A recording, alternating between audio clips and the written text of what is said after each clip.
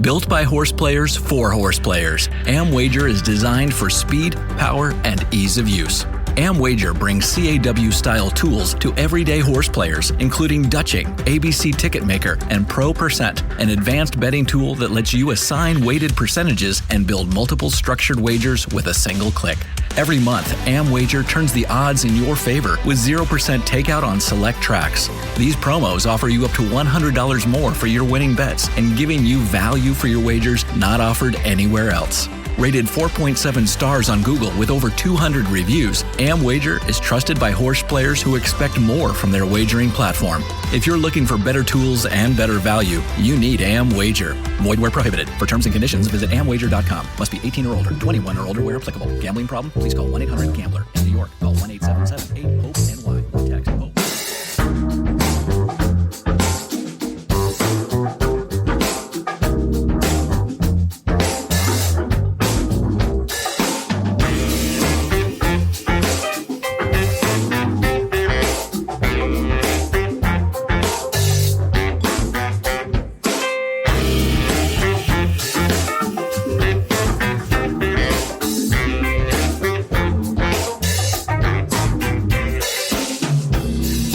Welcome to the Sport of Kings podcast, episode 350, a milestone for the podcast, 350, sponsored by AmWager. Go to amwager.com to see all their promotions, including Saturday's 0% takeout promo on win bets at Laurel Park. As always, I welcome your feedback on Twitter/X. My handle is at Derby1592. That's at Derby1592. This week, I am joined by special guest, Churchill Downs analyst Kaitlin Benson. The show today will focus on finding and exploiting value on Saturday's Turfway Park card, which includes the Battaglia Stakes, which is a Derby prep with Derby points.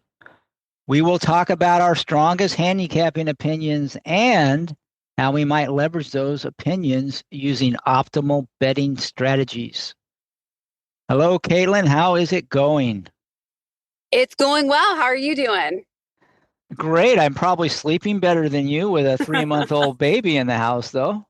Yeah, I'd imagine you are. It's the one thing, though, that we have actually worked really, really hard on in the time that I've had away on maternity leave is he's only getting up once a night, and it's typically between 3 to 6 a.m. and then he's usually up by 9. So he's been pretty easy on us, all things considered, as far as sleep goes.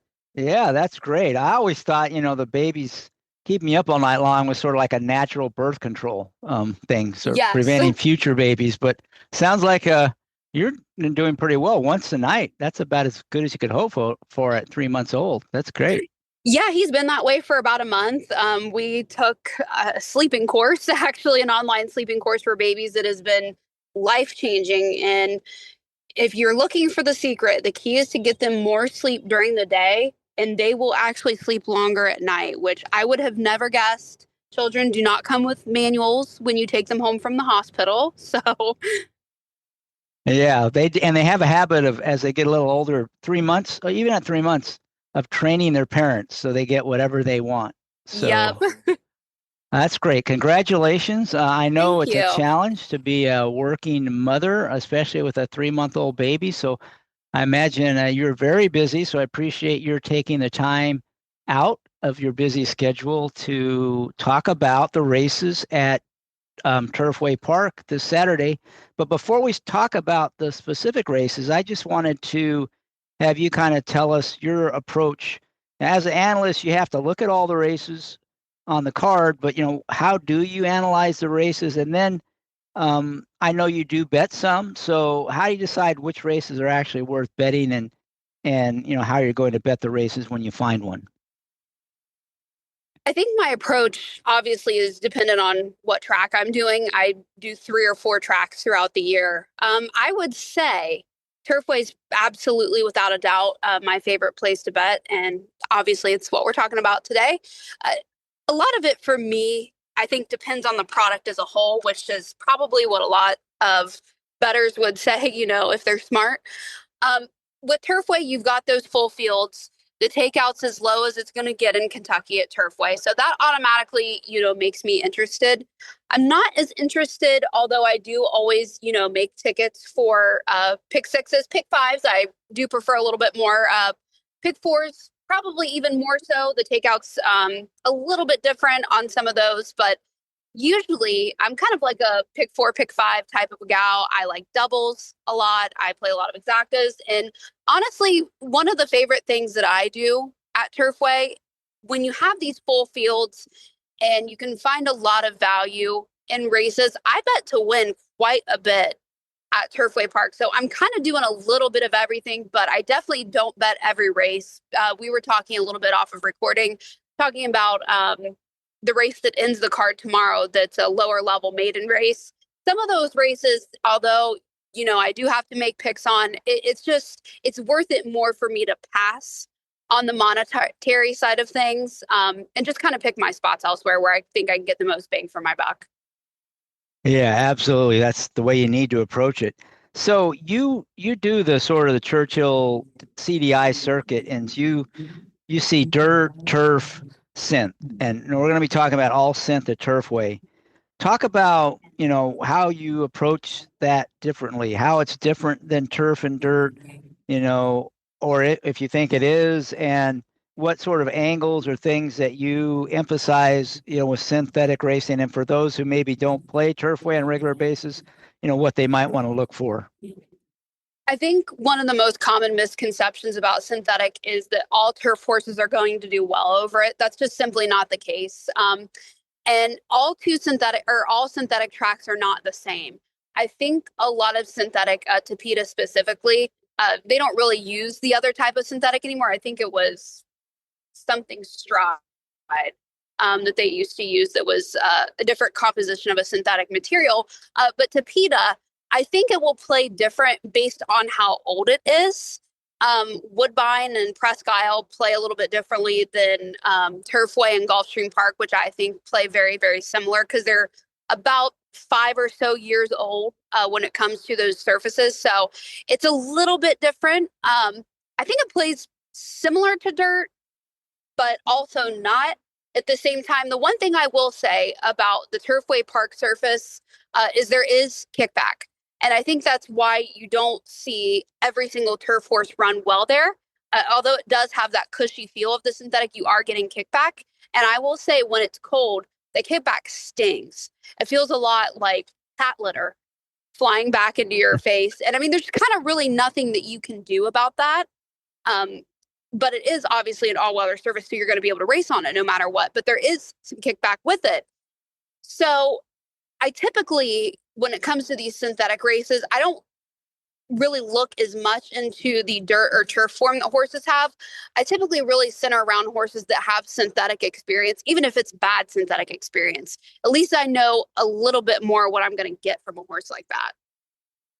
So in terms of the kickback, does that favor speed horses, or does it favor horses on the outside, or both, or neither? I'm just curious, how the riders handle that kickback and what they do with their horses.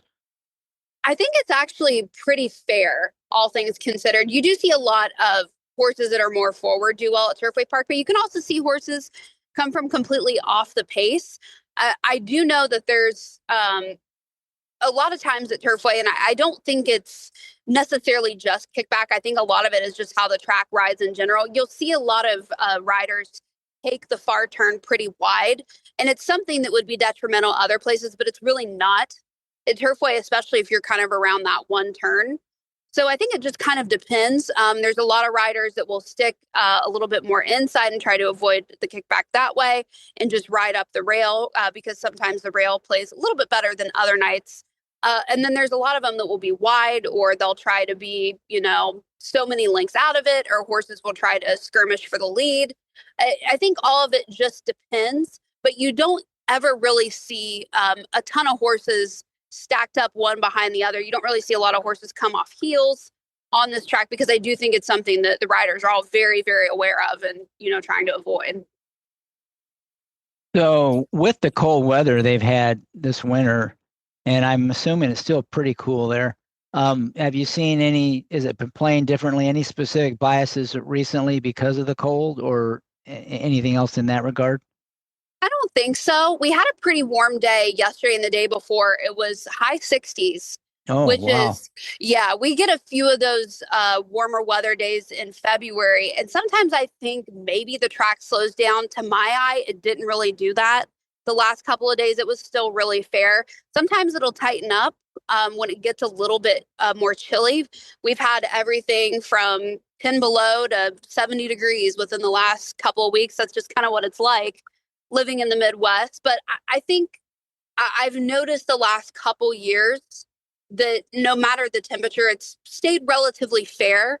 Um, One thing that I think kind of helps it fare out, um, it typically speeds up a good bit more during the day when the sun is on it. It's not as much so, even if the temperature is a little bit higher when it's darker. I think for whatever reason, on days, like Jeff Ruby Day or other days where we maybe have a makeup card that we have to run during the day, the track seems to speed up when there's sun actually touching the surface, because I think that makes the surface itself obviously a little bit warmer.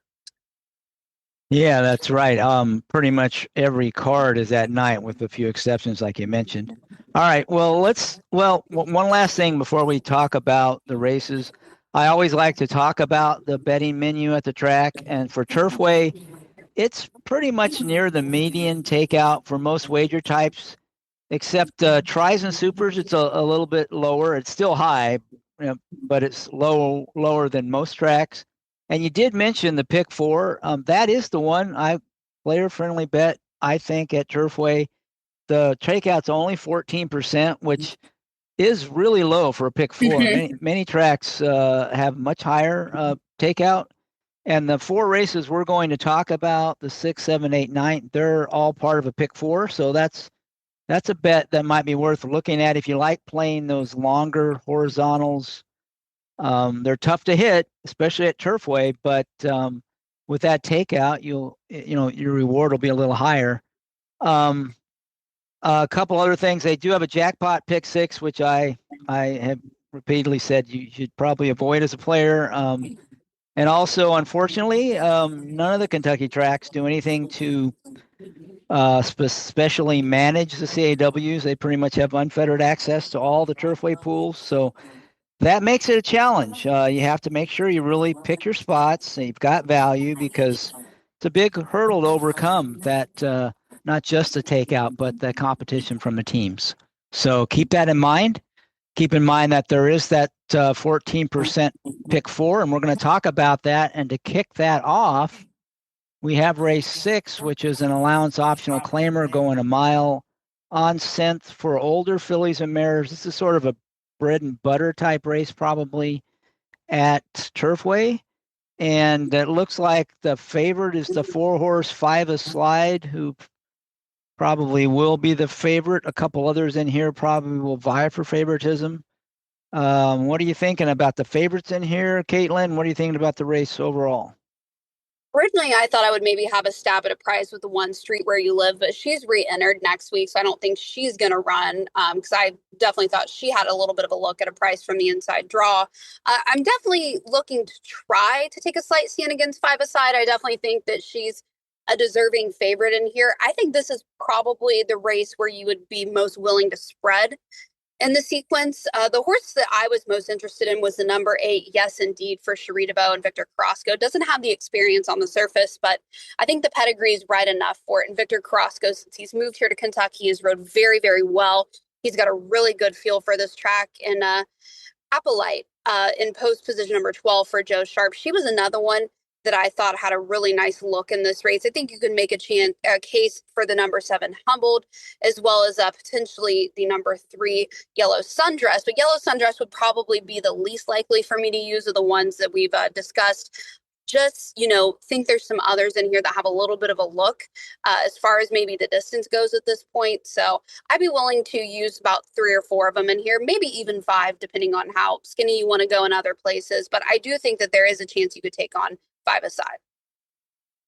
So you think Five Aside is vulnerable. You don't have a super strong opinion on other horses, although the one horse at a bit of a price that you mentioned was Yes Indeed, who's 12-1, right? The Cherie DeVaux horse. Yeah, I definitely think there's an opportunity in here to get past five aside in this race. I don't think that, I would say it's an overly strong opinion that I have. I think this is a race where she doesn't stand out necessarily, and there's a few in here that could win, but I do think, she'll probably deserve favoritism. Yeah, I had a couple a couple horses I was looking at. You haven't mentioned, so I'll see what you think about those. One of those, I thought the horse with a lot of upside was the 5-horse French Mistress, making her third start, second off the layoff. Her comeback effort was her debut on scent. She kind of was against the flow and a real fast pace and got a little tired. That was her debut. And then something went wrong and she changed barns. Well, I shouldn't change barns. She was in the Clement barn, but changed trainers because of the passing of Christophe Clement. But came back running, won, had dropped into maiden claimer and won, but looked pretty good doing that. And now is in the Hiles barn, shipping in from Tampa. That one seemed like had a lot of upside. I'm not sure what you thought about that horse. I have to admit that one kind of flew by me. So now I maybe obviously reconsider with that one, especially racing against the flow Gulfstream. I have to admit, I don't have as good of a feel for what goes on at Gulfstream outside really some of those weeks where the championship meet is in the thick of things. That's something I should probably pay attention to a little bit better as far as their synthetic races go. But I do have to admit that the return race at Tampa was visually well, that if she was able to run that back here, definitely is a player. And like you said, the price will be right. And I got a lot of respect for the Hiles barn. They've had a couple of horses run pretty well within the past couple weeks here in Florence. Yeah, and then the other horse I was considering was Hold My Halo. Nothing special, just seems like a horse that fits with these horses kind of in form, and was 15-1 on the morning line. Don't know if that would hold up, but I didn't see any reason why that horse couldn't win this race if it ran back to its last race even. So I'm just curious what you thought about that one. I do think that that's a horse that the price will probably hold up for the sake of connection recognitions alone.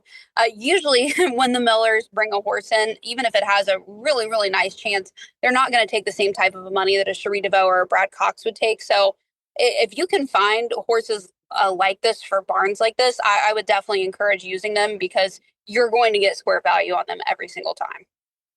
Yeah, that's not that much different than any track. The Right. sexy connections tend to get overbet, and some of them can fly under the radar. Okay, so you kind of see this as a pretty wide open race. Probably the horse from a value standpoint you highlighted was the 7 Humbled.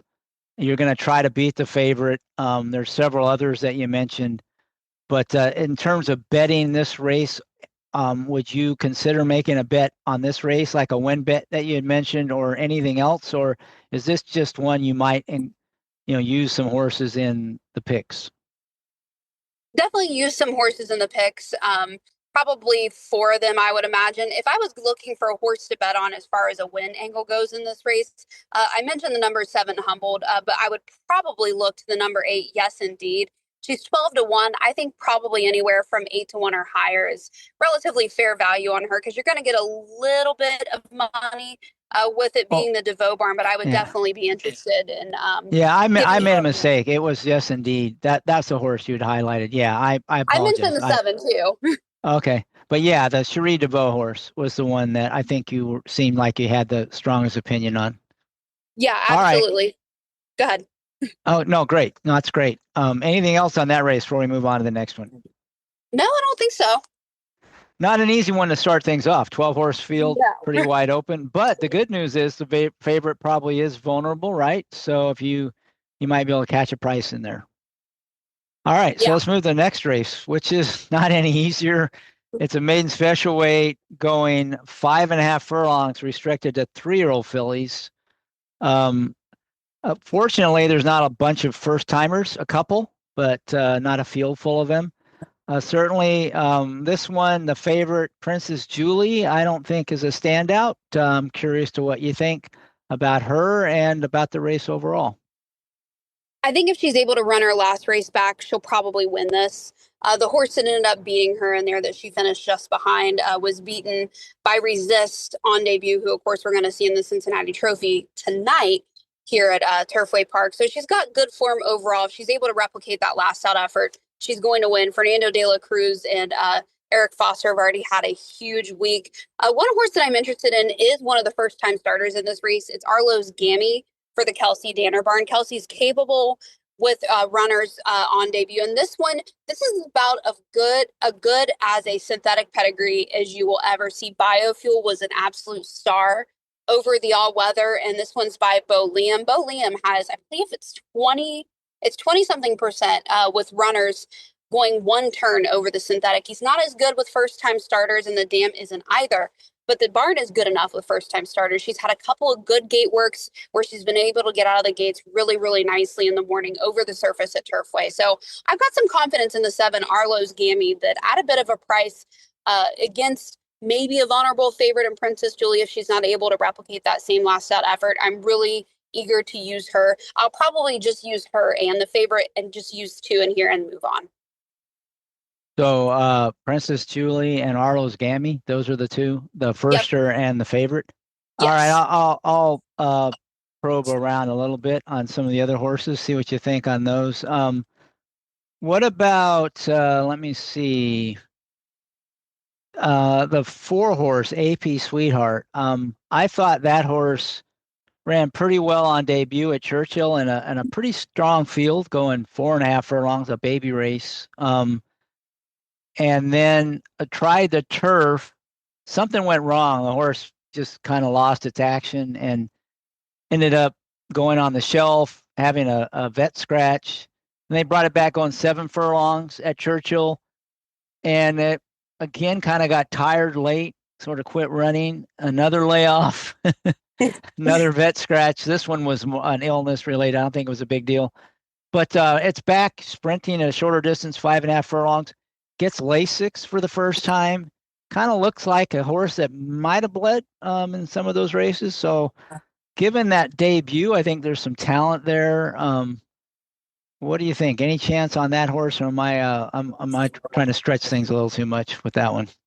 One thing I will say, Yarmari Correa is a rider that I'm a big fan of. If there's any chance, especially coming off the shelf, that this horse is going to show some speed, she's a really great forward type of a rider, and she does super well with the Jimmy Corrigan barn. So I can't discourage you off of a horse like that. And being by American Pharoah, I wouldn't see why she wouldn't like the surface, especially having experience over both dirt and turf.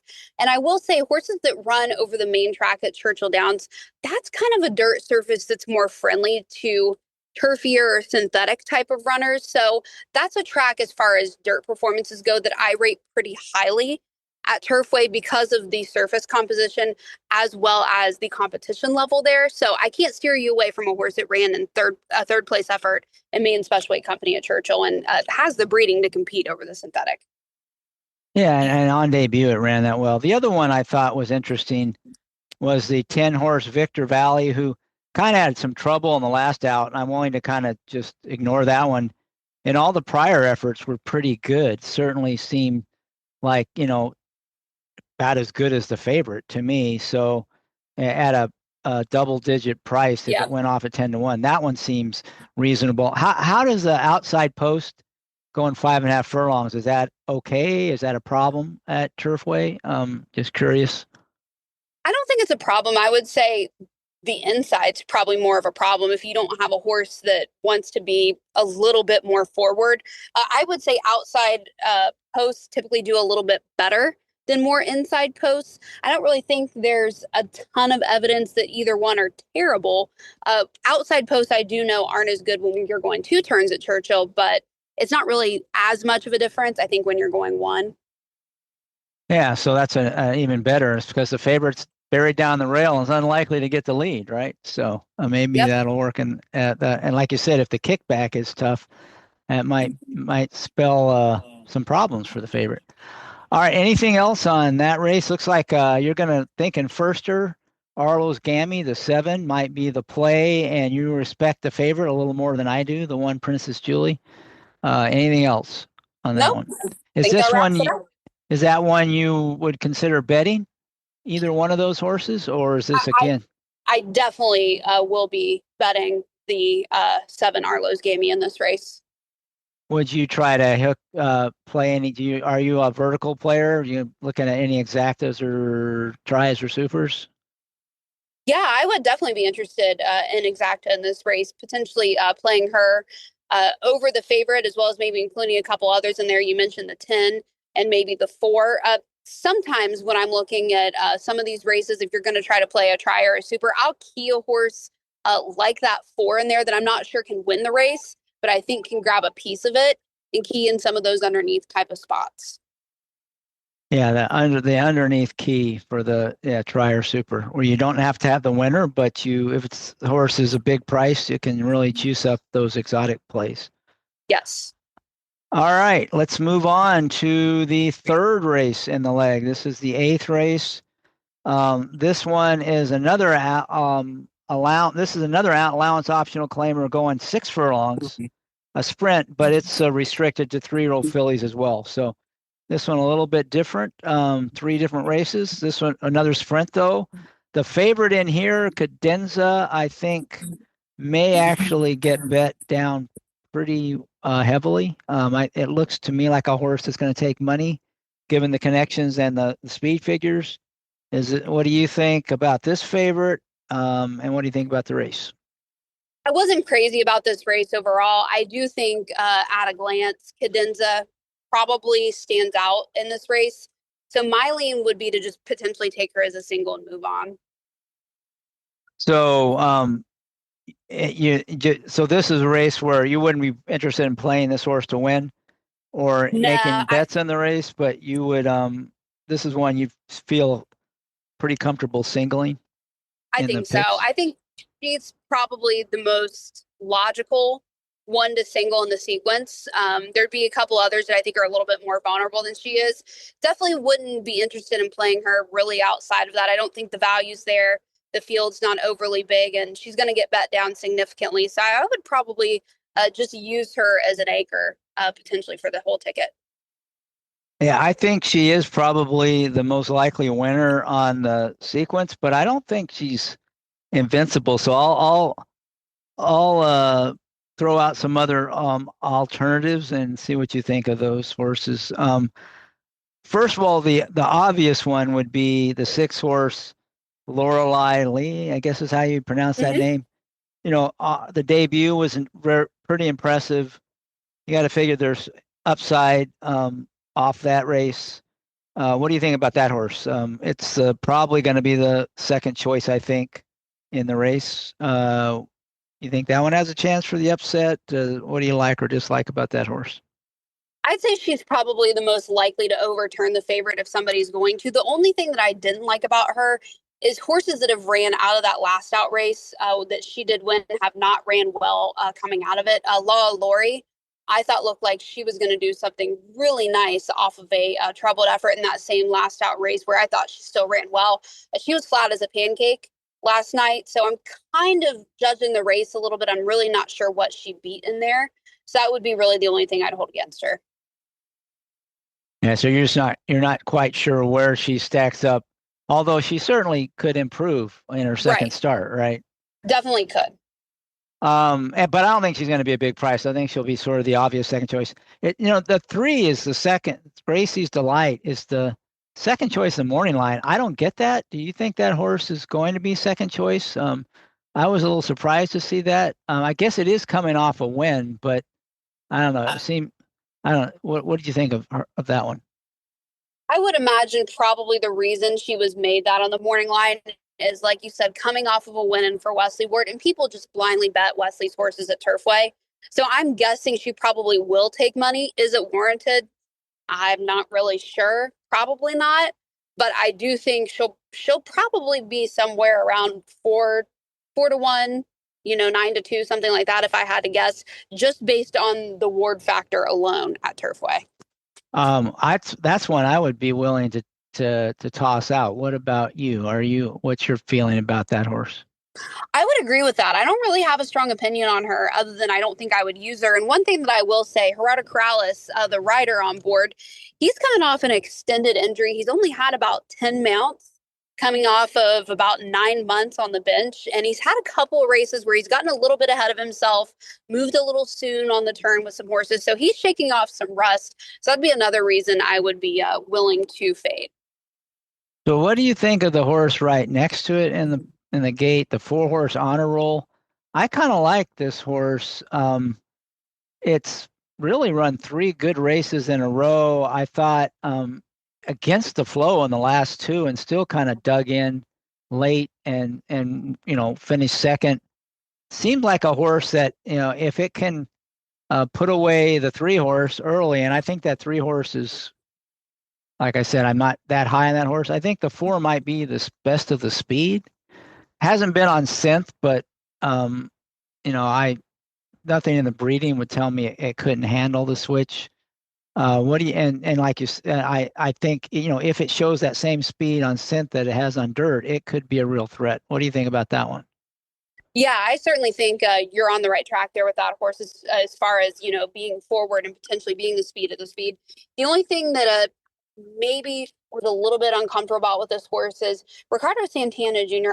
I can't remember the last time he's ever rode at Turfway. It's not since I've been there in the past 5 years, unless it's just been a quick one-off. So him coming in, he's obviously going to be riding in the big race, and that's why he's there.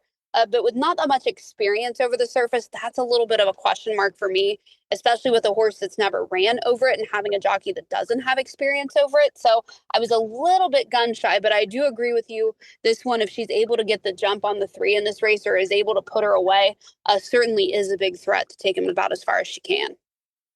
Yeah, it just seems like there's not a lot of thinking you need to do as a jockey on this horse. It's going to just break quickly and go to the front and stay there. So I'm not sure if there's much to do other than that on this one. So we'll see. I mean, part of it is will it take to the different surface, and also can it clear in here? Because it does want to be on the lead, and there is some other speed in the race, like you said, or both have mentioned. The 3 is probably the biggest threat from a speed standpoint. But if it could, get the lead in here, I think it's dangerous. And double-digit odds are always kind of enticing. Yeah, and I certainly think that you would probably get that value 100% on that horse. Yeah, the other horse I thought was interesting in here was the 7-horse Leclerc, who is another one. I thought that if you go back and watch the turf race, it had a tough trip in there. So I think it handled the turf fine, and it's run well on dirt. And, had the one bad race on sloppy track, but other than that, its races have all been good. And it had some time off. It came back with a winning effort at the fairgrounds. Kind of an interesting spot, trying this horse on the synth rather than keeping it at the fairgrounds. I'm not sure, what's the thinking behind that, but, it seems like that horse has some potential and might run well. Lindsay Schultz, I got a lot of respect for her as a trainer. The only reason I could think maybe coming here rather than staying down at fairgrounds would maybe be some weather stuff, thinking that there's a chance that, a race isn't going to go because of weather, or there's been a lot of trainers that will send a lot of turf horses here because races at other tracks aren't going to go for the horse at the level. So they're just kind of keen enough to run them for a bigger purse or at least a lateral move purse over the synthetic and call it a day, because there's a lot of these races that just they're not able to go or they're extras. So I think that's a lot of the reason horses like this do turn up here at Turfway. But this is a horse for Lindsay Schultz, as I mentioned. I'm a big fan of her. She spots her horses really savvy. So if you're trying to beat the 2 in here, this is what I certainly would not try to talk you off of. All right, that was all I had was the Honor Roll, the 4 and 7 Leclerc. Those are the 2 I thought were interesting. But I do think Cadenza's, there's not a lot to knock on that horse. It's just, it doesn't over, some of these other horses have license to improve and, maybe enough to beat that horse even on the square. And you never know if the horse is going to come back and run, another big race like it did last time. I mean, it could. Its last 2 races have been really good. but it just doesn't seem like it's a standout. But we'll see. It's all about price, right? If I have a feeling this horse is going to get bet down well below that 5-2 morning line, though. Yeah, I would imagine she'll probably be anywhere from 2-1, 7-5, something like that. Yeah, that's what I'm thinking. Maybe even shorter. We'll see. Because and in the pick 4 that we're talking about, this might be the one obvious single that everyone will have. So if you can get past that horse in that pick 4, or pick any pick, even a double, I think this is one that is the obvious single in the sequence. So that if you can, anytime you can get past that obvious single in a sequence, it really unlocks value. And I think this is kind of a classic case where we got one more race to talk about in this pick 4, but none of the others kind of stand out or going to, as like obvious singles. This is the one that does.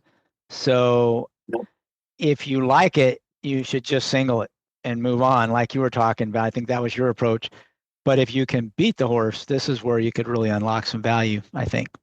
Yeah, I think more people than not would probably take the same approach I did, try to find some value elsewhere and just take this one and move on. If you maybe even leave her out or use some others with her defensively, you're going to eliminate more than half of the rest of the other pool if she gets beat. Yeah, I agree. I think she'll have more than, at least probably half of the tickets are going to go through the 2. So, you double the value of everything if you can beat her, and maybe even more, because she does. I think she might even be, even money in the win pool, and she'll probably be shorter than that in the picks. So for sure. All right, so let's move on to the race everyone wants to talk about. It's a Derby prep. It's not a graded stakes, but it's for 3-year-olds going a mile and a 16th, the Battaglia Stakes. It's kind of the first real kind of prep for the Derby at Turfway. And Turfway's produced some Kentucky Derby runners that have at least hit the board, came close a couple of years ago to winning it. So, these synth horses aren't impossible on the Derby trail. The favorite, I think, is going to be Street Beast, although full effort. The 11, they ran 1-2 in the prior stakes at Turfway. They will probably vie for favoritism. What are you thinking on this one? Are you in the favorite camp, or are you going to try to beat the favorite? I think I would be willing to try to beat Street Beast in here. I think I'm actually going to leave him off. And I think Full Effort has the potential to maybe be favored in this race over him. It's going to be close, but I definitely prefer Full Effort over Street Beast because I think he's got a little bit more of the distance foundation. I don't think Street Beast wants to go any further than probably the 2-turn mile. So I'm willing to leave him out, but I want to take another horse out of the same race, and that's Great White. He ran a really nice effort in that same last out race, and I thought had a ton of trouble. It's a big colt that I think the more distance, the better. So if he's able to have a relatively clean trip, I think he's a horse in here that can be really dangerous, and the value's there. Yeah, it seems like there is a lot of speed in this race. It could heat up because of that. I think if the 13 horse Small Town draws in, are you aware of any horses that we know are going to scratch in advance, or? I am not as of yet. So if the 13 draws in, it seems like with Street Beast in there and the 13 on the outside and the 12 2-out hero is probably the other one. You got outside speed, inside speed. There's a chance it could be pretty fast paced, which I think would help a horse like Great White, who probably, will be closing late. Yeah, I think you're absolutely right. And I mean, obviously, Street Beast wants to be 4 no matter what, but he's going to go from the rail without a doubt about it. So I think it's a completely different race if the 13 does draw in. I haven't heard of anybody that's not going to run. That's not to be said that there's somebody that won't, but I haven't heard 100% if there is anybody coming out. I would imagine Maximus Prime may come out because he did run last week in a maiden race, but I've seen stranger things. And he seems completely overmatched in here. Yeah. Maybe they're just going to take a look, but if they have any sense, they will scratch him, I think. He's the one horse I think. He did enter after he ran, though. I will say that, though. Okay. He's the one horse in the race that I would would toss immediately. Yep. The rest of them all, you could kind of make a case for them. But Maximus Prime, that will be a shocker. Although I've seen some shockers at Turfway Park. So, and in this race, I think I've seen a couple real shockers. So who knows? Um, Full effort. You mentioned him. It seems like the race shape, any speed at all will help him. I agree with you. Watching that race between he and Street Beast, he's definitely the one I'd want going forward. Assuming that the race has a little bit different complexion. I mean, Street Beast kind of got away with a pretty easy lead, which, if he does that again here, he'll be tough. But I would certainly go if between the two favorites, I would go with 11 over the one. I think you were saying the same thing. But Yes. I do think there's some other horses interesting. One of them is right next to Street Beast, Steel Imperium, who just had the one start, but I thought it was a pretty good debut. He, looked like a horse that will appreciate going longer. That was a sprint debut. It's really hard to go right from, a first-time starter sprinting into a two-turn stakes race, but the horse looks like it has talent, and it does look like it is a horse that will appreciate the two turns. So what do you think that horse is? Too much too soon, or would you give that one any of a chance? I did a show with Kevin Kirstein this morning, and he told me, he's like, I like this horse, he said, but it just seems like it's too much too soon, and he wishes he had another start. And I agree with that. I think this horse has talent. I think Kaya Karamori thinks this horse has talent because he obviously nominated this horse to the Triple Crown. This is not a huge barn. He's nominating what he thinks is probably his best colt to the Triple Crown, which to be says they obviously think that this horse does have quality. I do wish, though, he had a little bit of a longer, maybe allowance race under his belt, or he had broken the maiden around two turns. So maybe too much too soon for Steel Imperium, but I think the pedigree would suggest that the longer the better. But I just wish that the foundation was a little more there. Yeah, he's definitely bred to go longer, and he looked like a horse that wanted longer. It looks on his PPs like he made a big move. He did make a move on the turn, but it was more of a grinding kind of a stretch Right. run. The other horses got tired, but it did look like he's the kind that will get better going longer. He's not real explosive, but a faster pace and a longer race would be, to his liking, I would think. Should get a price on him, but like you said, maybe it's too much too soon. But at a big price, I could see maybe taking a shot at him, or at least using him if you're going to play this race, vertically. Yeah, I would certainly agree with that. He's a horse that screams like he'll be hanging around for a fourth or a third at 20 something to one. Yeah. A more obvious one, but I think probably more likely to be a serious contender is the 7 Atfield, who really has never run a bad race, has been running on the turf.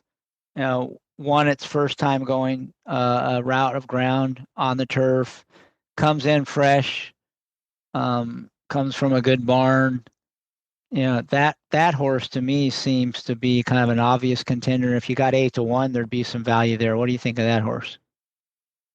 I guess my only question is what this horse is really here for. I don't know if there's just not a whole lot of turf options that Tom Morley was shopping around for, if there was no other spots, or if this horse seems like an all-out turf horse to me. So I'm not thinking that they're probably wanting to make a Triple Crown push with this horse. So it's just a little bit of a puzzling decision. As far as the horses shipping in that have turf experience, I actually preferred the 12 a little bit more. So go ahead. Let's talk about I'll mention one thing on Atfield, though. He is by Vacoma, who, as a sire, synth Very hasn't been a versatile. problem. Yeah. So that maybe they just saw that and thought, hey, we'll give him a shot on this. If he does well, maybe we enter the next one on the synth. And if he does well there, maybe we take him on the Triple Crown trial. We'll see. Yeah, I've definitely seen, Stranger Things, and the Morley barn, certainly I would think is probably looking for a nice Triple Crown type of a candidate. So let's talk about the 12 two-out hero. He has speed. He drew the outside post, but it seemed like he has the positional speed to overcome that post. This is a horse that did debut on the 10th and won easily. I don't know if it beat anything, but it came back and ran well in a couple of turf stakes, including one going a mile. So there's some talent there, and it comes in off a fairly extended layoff. What do you think of that horse? Sounds like you give that one a shot. Yeah, I give him a shot. He ended up beating Argos in his second start, and obviously he's proven over the all-weather he can go the two-turn distance. And Argos did beat him in Stakes Company last time out, but it was a Grade 1. So this horse has really nice quality as far as his form goes. He's ran in those Grade 1 races. He has the synthetic form to look at. Overall, he may need a race coming in off the shelf, but I do think he's got enough tactical and positional speed that he's going to be able to clear from that outside type of a position. So he's one that I definitely will use in this race. Yeah, I just think he's going to get bet. He will. He's the other one that'll take money, just because, like you said, Grade 1, third by one, that's going to stick out on his form. So that for me, he didn't look good enough to want to take at a short price, which is the way I feel about Street Beast too. The only one of the favorites that I'm kind of interested in is Full Effort, but not as a win bet. Just of the three, that's the one I would pick, as more likely to win than the other two. But I don't see a bet on any of those myself. If I were betting, it would probably either be on the 7 or the 2. More likely the 7, but that's only if I could get that price, that morning line price of 8-1. Do you see a bet in here for you? I mean, is there someone you're willing to bet on as a win bet in here? Definitely Great White. Yeah, so you like Great White quite a bit. So that's a big price. Is this, would you try to connect with some other bets, Exactus tries in here? You mentioned the number 2 Steel Imperium. I talked about this horse being one that you could potentially key in some of those more underneath type of spots. And maybe if you're interested in a horse like Street Beast or like Full Effort, kind of playing that horse in the win position, kind of trying to get creative underneath. Great White's the one that I probably like the most coming out of that last out race that Street Beast ended up winning. Full Effort, I think, is certainly worth a look in that race as well. So my strategy, whether it's on the pick 4 or in some of those other type of bets, would try to get Street Beast out of it completely, but play the same horses back from the same race that he came out of, and maybe utilize a horse like Atfield, like 2 Out Hero, maybe in that second or third spot, and then follow it up with a horse that's a little bit of a bigger price, like the number 2, where it's maybe too much too soon, but the talent is there, and you think that they are going to improve getting around a little bit more of a rot of ground. So you're thinking, yeah, that last race, the horses were pretty good, but Street Beast got the best of it from a trip standpoint, and a little longer distance, a little different trip, they can turn the tables on him. Yeah, absolutely.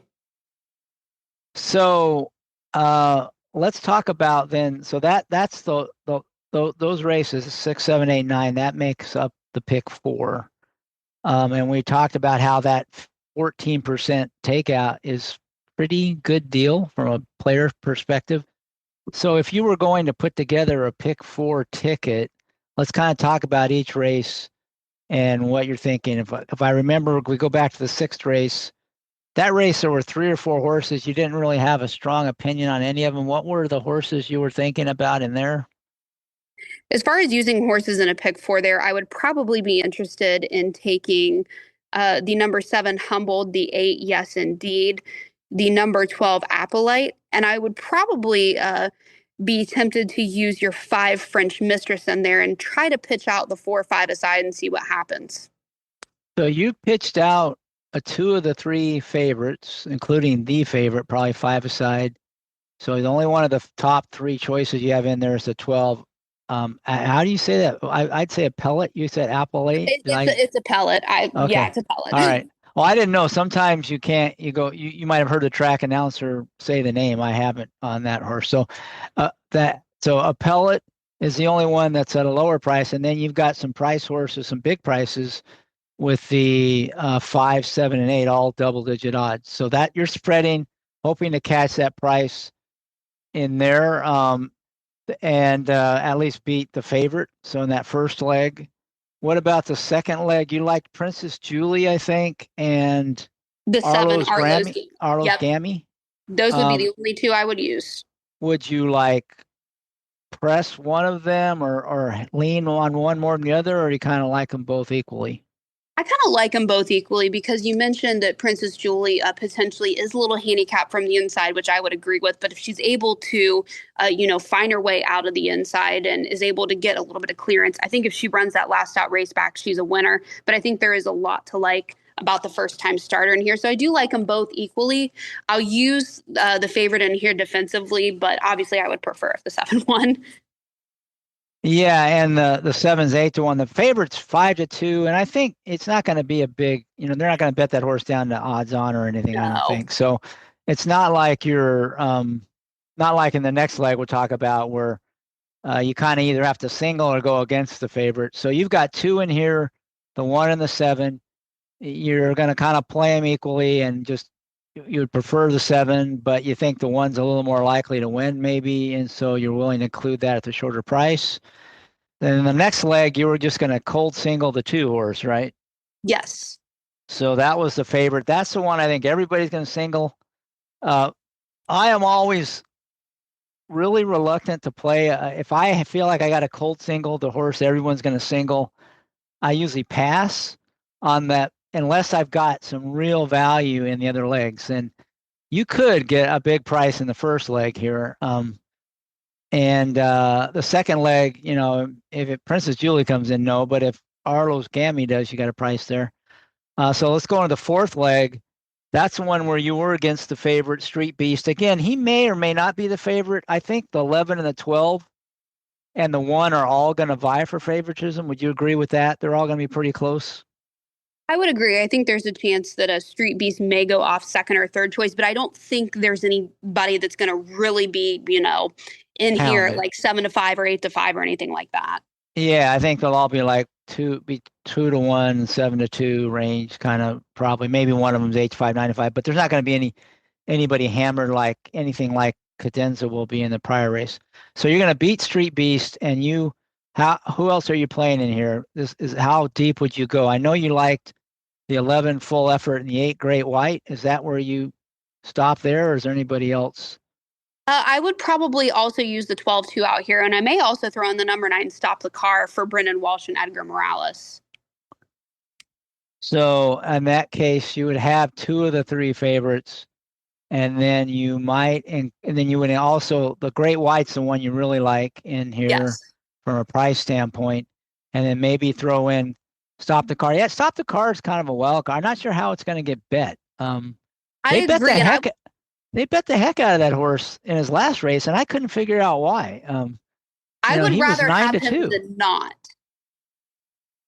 Yeah, it was weird. He was 9-2 in that race, which seemed kind of crazy to me in a full field that was pretty deep. So he could take money again in here. I don't know. He has never been on the scent, but I mean by maximum security, I don't know what to make of that breeding.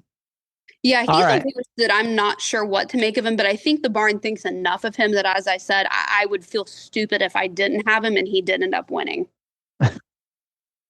All right, we don't want you to feel stupid. So you're looking at uh 8, 11, 12, and maybe 9. So I heard those maybe 4. Is there any of them that you're leaning on in there, or are you again using those all the same? I'd probably use those all the same, but I'd definitely be interested to place a win bet and try to get as creative as I could with Great White. So on the pick 4, you're 4 by 2 by 1 by 4. So you got 16 combinations. Is it 50 cent pick 4? Is that Yes. probably? So for Yes. 8, you could get that for $8, and it's probably not going to pay a ton because Cadenza is, everything's going to have Cadenza on it, and that you can't win without him winning. But if you did catch a couple of a price in that early leg, then you probably get a decent payout on that for your $8 investment. So what about other kinds of bets? Anything else horizontally, like any double or pick 3? Is there anything that you'd want to try to connect together other than the pick 4 in the sequence? I will say, of all the horses that I talked about using in the pick four in the last leg, the Battaglia, the final race coming up is it's a maiden 7,500. I would be interested in trying to connect a couple of those horses in there to one of the horses that I think is probably going to take some money in that race. Let me look and see what the number of that horse is. Okay, here. so we're talking about the 10th race now. Yes. All right, so let me just set it up a little. So it's a bottom level maiden claimer going a mile. All right. And so you're looking to beat the favorite or play the favorite. The favorite is the 2-horse Money Mamolo. Yeah, I definitely would be looking to pitch that one. I would say the one in there that I think, as long as the 2 also eligibles don't draw in, is going to be Scoville. I think that horse can probably take this field gate to wire. There's not really any of the first time starters that I'm all that interested in there, but I do think that if this horse is able to shake loose up front, could definitely be a winner. So I'd be trying to maybe connect a horse like Great White, like 2 Out Hero, or Stop the Card that are going to be relatively good prices to that horse in the last leg. The Scoville, he's 4-1 on the morning line, and you think he could wire the field. And you're saying you're hoping then that the 13 Franklin Wilder doesn't draw in because he's probably the other speed, right? Correct. There are a few first timers in there, so you don't know what kind of speed they might show. In fact, the 12 Honor Point has a pretty nice gate drill, and that trainer has scored a couple times in maiden claimers at Turfway. The 12 Honor Point, that was the one kind of caught my eye a little bit. What do you think of that one in that race? That was the one that Kevin Kersey mentioned as well, having a little bit of a look at if you're trying to beat some of the others that you kind of quote unquote know who they are at this point in their career, kind of like a Scoville. So I think you kind of have to do one or the other. I can't really see in a race of this caliber using too many horses. So I would probably, take the horse that I think does have the potential look in here to try to go gate to wire.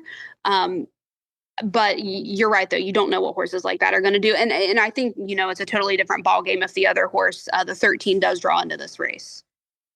But assuming the 13 doesn't draw in, you're thinking maybe you could play some doubles to Scoville, thinking that he could clear, and that might be all he needs to finally get the job done. Although he's raced a lot and hasn't won, right? That's one thing. For me, especially on a speed horse, that tends to be faint of heart, has some seconds on his form. I'm always a little leery of those horses, especially going 2 turns here. But he did run pretty well last time, although he did get beat. But if he repeats that effort, maybe he can get it done. Yeah, I think all he has to do is kind of just run that same race back. And like I said, it's different. If the 13 draws into this race, that would definitely be something that would be a game time decision for me. But I do think if that horse is not in this race, this one is definitely the horse to beat, and maybe going to try to play catch me if you can. Yeah, for me, I'm always in this kind of race. I just can't take any short prices, especially horses that have had a lot of starts, unless like they're dropping. So I would be more inclined to play someone like the 12 Honor Point, the firster, or even I kind of like the 9 R Elliott, who's lightly raced, on debut was in against tougher and didn't do a whole lot of running, but it kind of acted up in the gate. And then the next time out, it was sprinted, but I thought it didn't look too bad. Now they're back routing again. So, I just thought that horse might be the kind that could improve. It's not a proven loser, put it that way. Right.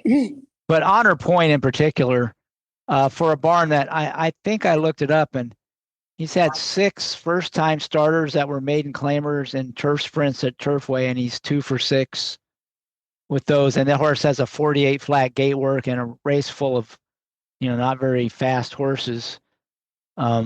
That horse seems kind of live to me in here. But the problem with a horse like that is if he is live, he's probably going to get bet. If he doesn't get bet, he's probably not a good bet, a good horse to bet on. If he does get bet, he probably won't be a good horse to bet on. So it's kind of hard to bet that horse. Now, if he were to go off at say 6-1, that's the one odds range I might consider playing him. That's sort of in between. He's not dead on the board. He's not getting totally hammered, but he is taking some money. Especially if like somebody else unexpectedly takes money, that might be the way I could play a horse like that. But this is kind of a race that I'm usually not going to play, which is, these bottom level maiden claimers. They're kind of tough. They're especially when there's 12 horses, right? Yeah, I have to certainly agree with you there.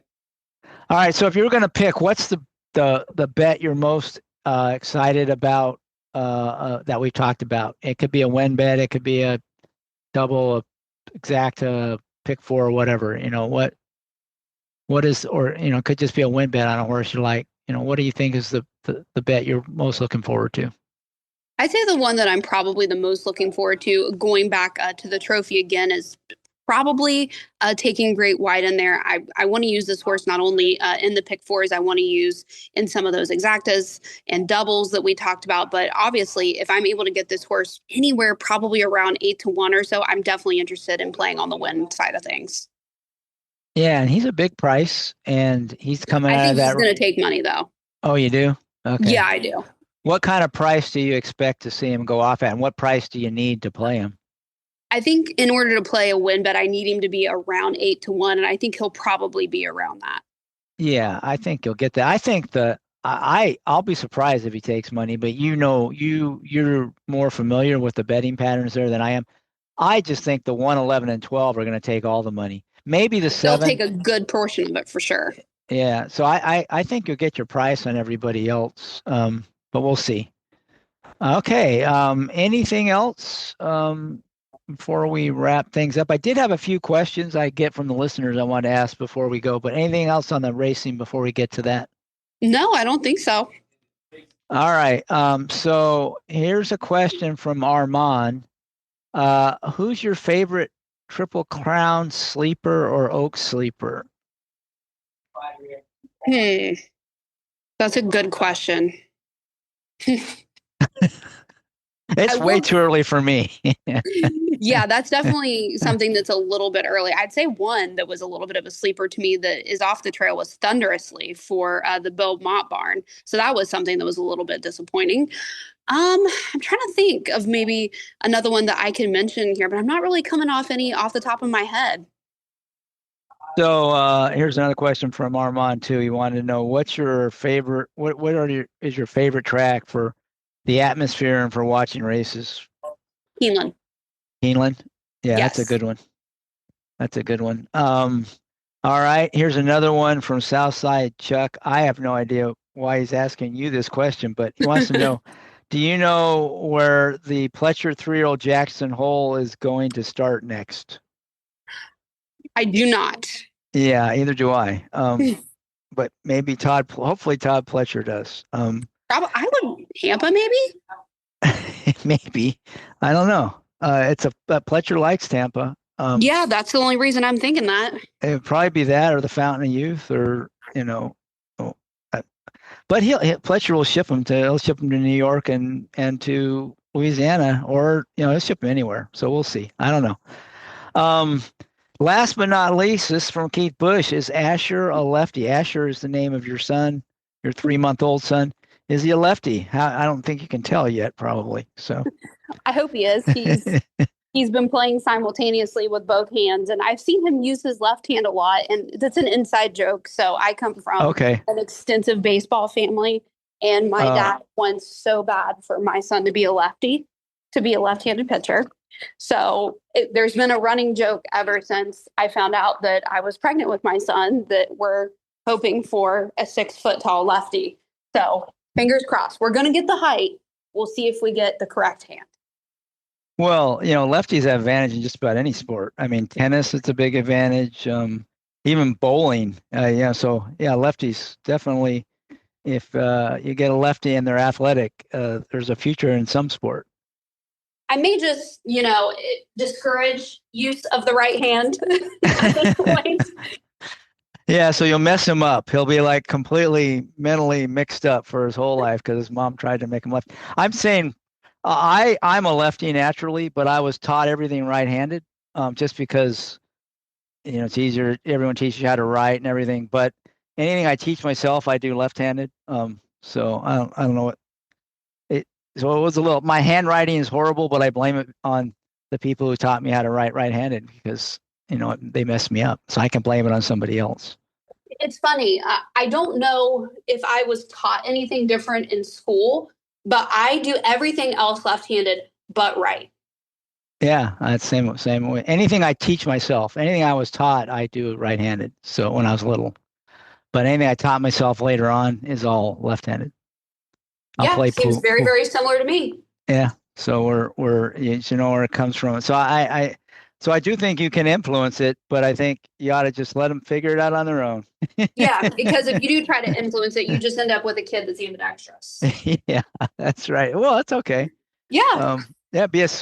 Baseball, if you can hit right and left, there's a big advantage there too. Absolutely. Not as many of those now as there used to be. That used to be a thing, but not so much anymore. Now you just swing as hard as you can every time.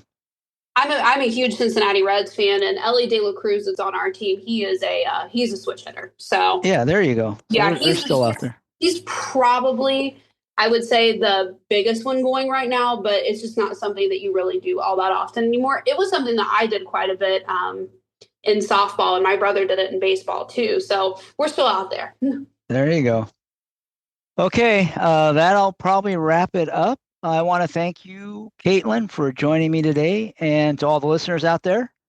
That will conclude show number 350 of the Sport of Kings podcast. Good luck this weekend, and please enjoy the Brooklyn Boogaloo Blowout. Cheers.